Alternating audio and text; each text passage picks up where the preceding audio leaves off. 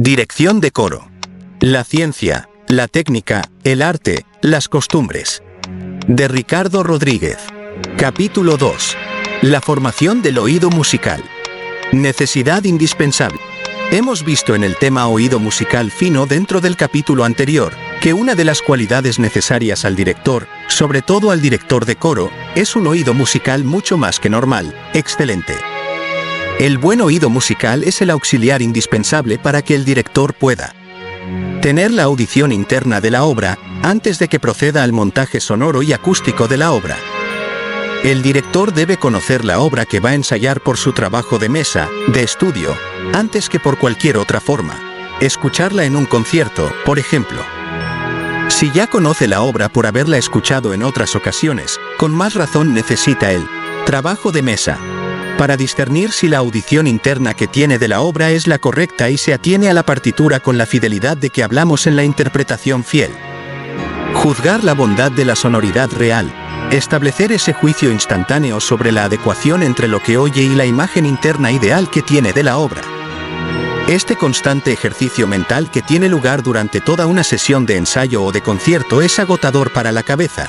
Un director sale mucho más cansado mental que físicamente, sobre todo de un ensayo en el que, al no estar la obra aún bien preparada, el trabajo mental de comparación es mucho más intenso. En un concierto hay ya más despreocupación sobre este aspecto. Este juicio es muy complejo, pues abarca parámetros tan diversos como la bondad melódica, la armónica, la métrica, la contrapuntística, la bondad de la puesta y dicción del texto, de la calidad vocal, del equilibrio entre las distintas secciones vocales. Corregir los defectos a viva voz. Todo lo vocal es peculiar y se comunica por imitación y transmisión de sensaciones a veces de muy difícil comunicación. El error en la entonación de un intervalo o una incorrecta emisión de la voz no pueden corregirse más que con la propuesta correcta por parte del director, y esa propuesta es vocal o no servirá. ¿Qué sentido tiene empeñarse en martillear en el piano un intervalo mal dado por una cuerda del coro, o pulsar en el teclado electrónico con su inexpresivo sonido una melodía que los cantores no cantan con expresividad? Este tipo de pedagogía es real en bastantes ambientes. No me resisto a omitir el hecho de que esta pedagogía también ha sido empleada por profesores directores de coro, que se dicen eminentes, en seminarios y cursos de dirección de un supuesto alto nivel. El profesor director ha exigido un teclado electrónico para las sesiones de trabajo. No se habla aquí del piano como auxiliar armónico del montaje de las obras, muy usado en los países anglosajones.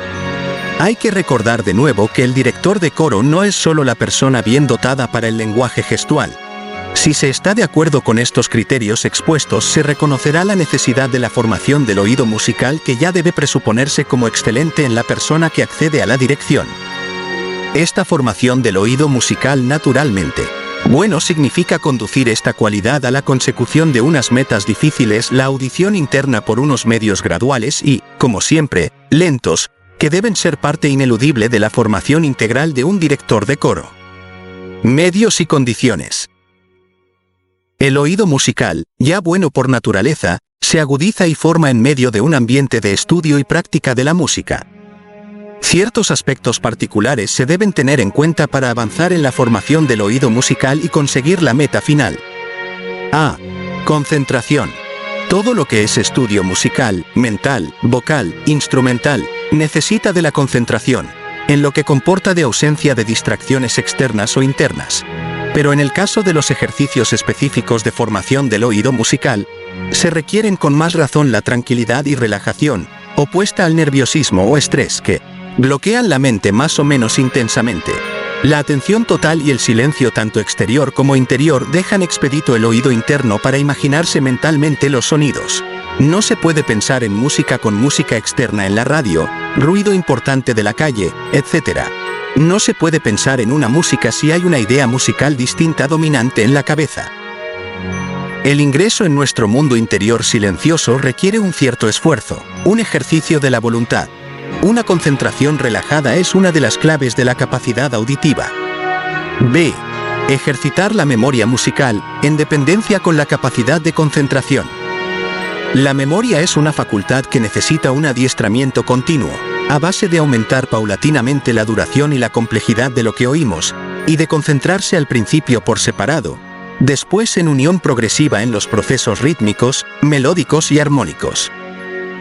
Aparte de este trabajo sistemático, es bueno aprovechar ratos de descanso y ocio mental para recordar frases melódicas, armónicas, secciones y obras completas. C. Escribir y copiar música. La relación entre la representación escrita de la música y el proceso auditivo, entre la lectura y la audición, es recíproca. Al escribir la grafía de los sonidos, estos van cobrando vida mental. El edificio sonoro que se escribe se va construyendo como tal sonoramente en la imaginación. Naturalmente que este medio, como todos los que siguen, supone una formación importante en la ciencia de la música. Pero la audición musical pura, sin ciencia que la sustente, es inconcebible, a no ser que uno quiera contentarse con una vaga sensibilización en la que los sonidos se simplifican con matices etéreos de agudos, o graves, largos, o breves. Copiar música, por otra parte, al carecer de los medios actuales de difusión gráfica y auditiva, ha sido una fuente formidable de formación y conocimiento musicales para grandes compositores, como Bach o Beethoven. D. Escribir música al dictado.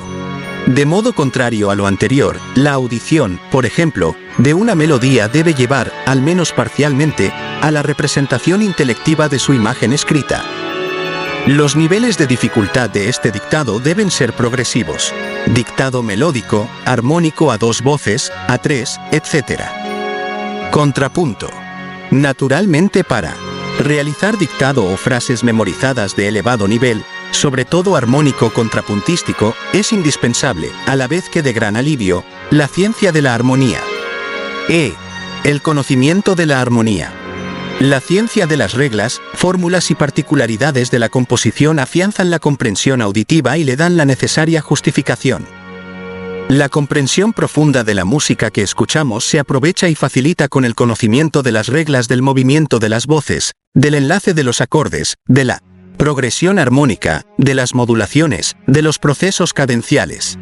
Seguramente de esta forma, y sin negar unas cualidades auditivas musicales excepcionales, pudo Mozart escribir o transcribir el Miserere de Allegri, sin conocer la partitura, tras su audición en la Basílica de San Pedro de Roma, estableciendo el modo, constatando que se trataba de solo 2 frases polifónicas, que estas frases eran de carácter recitativo, que cada una de las frases estaba dividida en 2 miembros o hemistiquios, con una cadencia media y final por cada frase, que estas frases alternaban entre sí continuamente, y a su vez con la salmodia gregoriana del respectivo modo, que este carácter recitativo o favordón era el idóneo para adaptarse a las necesidades rítmicas y a la diferente longitud de los distintos versículos del mencionado Salmo 50, cuyo texto debía conocer seguramente por su trabajo como maestro de capilla del arzobispo de Salzburgo. F. Práctica instrumental. La práctica habitual de hacer música ejerce una influencia buena e indudable en el oído musical. Si esa práctica es melódica, por ejercer sobre un instrumento melódico, cuerda o viento, este aspecto estará muy potenciado. Un violinista que quiere hallar mentalmente un intervalo, agarra, interiormente o de un modo directamente visible, ese intervalo instintivamente con una determinada posición de los dedos de su mano izquierda en un violín imaginario. Con ser esto bueno, es preferible, sobre todo para el director, la práctica de un instrumento polifónico, preferentemente de tecla. La relación entre la polifonía y el teclado parece innegable. El hábito de leer partituras al teclado hace que los dedos se desplacen instintivamente buscando su lugar armónico sonoro. Es una especie de audición a través de los dedos. El instrumentista de instrumento polifónico tecla, cuerdas pulsadas está habituado a la práctica y la audición armónico-polifónica y, de manera semejante al violinista con el intervalo, pulsa instintiva e interiormente los acordes y las armonías en su instrumento imaginario y los escucha mentalmente. La audición se concretiza también en representaciones, prácticas instrumentales que, en cambio, repercuten a su vez en la audición. G. Amplitud y variedad de repertorio. La capacidad auditiva es pequeña en quien tiene un repertorio escaso. El intérprete que ha madurado muchas obras de tipos muy diferentes tiene mucha más capacidad en su captación auditiva. Aquí está la condición básica de la capacidad de distinguir y clasificar las obras por su estilo armónico y compositivo. e incluso por la forma. El estilo de una obra no se detecta tanto por su análisis teórico sobre la partitura, sino por su audición guiada. Pero el repertorio personal de un intérprete es muy limitado a unas decenas de obras. Por eso se requiere absolutamente el medio siguiente. H. Oír mucha música reflexivamente. Antes solo podía escucharse música directamente en un concierto. Hoy los medios son mucho más cercanos y cómodos. El disco, la cinta, la radio. Pero no basta con oír música de fondo, cosa hoy habitual, mientras se hacen las más diversas acciones y trabajos, sin despreciar el buen influjo que puede crear en el subconsciente la audición habitual de música culta de fondo. Tenemos que insistir en que aquí hablamos de un trabajo de formación y, por tanto, de una escucha reflexiva y analítica de la música, o sea, de la que impide hacer otras acciones mientras se realiza esa escucha. Esta escucha reflexiva de la música deja a un lado, muchas veces, el aspecto del placer estético que puede producir el arte de la música, para fijarse en sus aspectos más técnicos, por ejemplo, detectar esquemas rítmicos, averiguar el compás, tonalidad aproximada, tema melódico musical, variaciones o desarrollos del tema, seguir modulaciones desde la tonalidad inicial, seguir una voz o parte instrumental sobre el fondo armónico general. Si la obra es desconocida, conjeturar el estilo, la época e incluso el autor sabiendo que es frecuente errar en este caso, intentar seguir el proceso o los elementos de la forma musical concreta, etc. Y cantar bien. No es preciso decir que el cantar ejercita necesariamente el oído musical. El órgano fisiológico de la voz es musicalmente ciego y reproduce solo el sonido que la mente le ha propuesto. La voz reproduce de manera instantánea el sonido musical imaginado en la mente, si no hay una patología orgánica o nerviosa que lo impida. De modo inverso, la captación cantada interpretada por el propio organismo como el más sensible de los instrumentos favorece del modo más sólido y decisivo la representación interna del sonido y de la audición. Terminemos este apartado con los sabios consejos de Kuhn en su libro, La formación musical del oído. Cantar, tocar, escribir. Se deberá tener siempre a mano un cuadernillo de papel pautado, y oír. Pero lo imprescindible es que esas actividades interactúen. Y también es muy importante esto. Es del todo preferible la continuidad de los ejercicios, a su aglomeración en un momento dado.